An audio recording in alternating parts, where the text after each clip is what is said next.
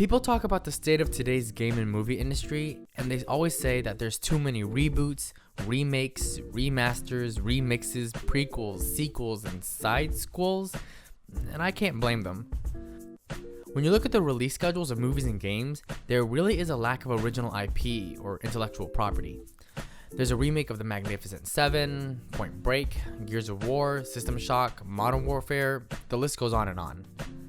The movie that was most recently under fire was the new Ghostbusters, which showed the whole world yet again how not to make a reboot. But don't worry, this isn't going to be another video breaking down the Ghostbusters, because I don't think that reboots are inherently a bad thing, and I'm going to explore what makes a really good reboot. So first off, my definition of a reboot is a long dormant property that gets kickstarted with the hopes of a new franchise.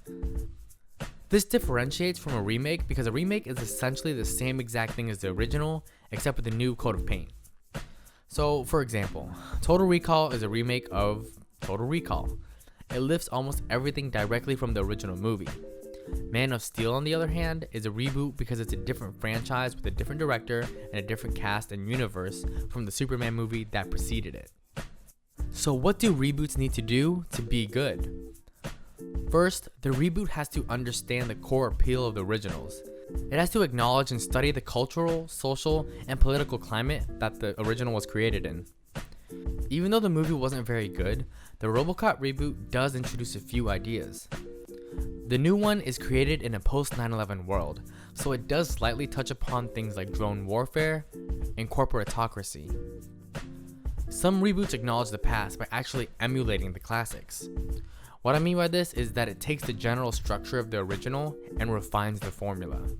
It can't just be a copy and paste. Take for instance the 2016 Doom. It, in a sense, reboots the reboot of Doom 3 and takes it way back to the first two Doom games. The original games were intense, fast, and bloody shooters with a penchant for secrets.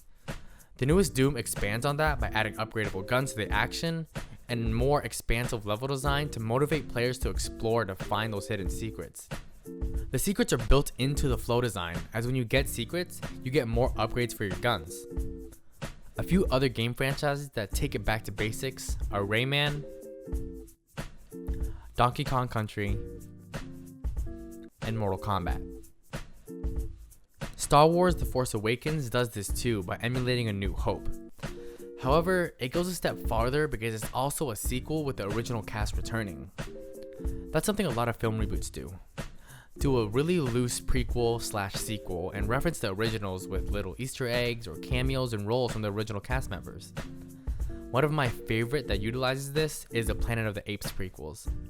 It tells its own involving stories, but really fleshes out the universe the older films existed in.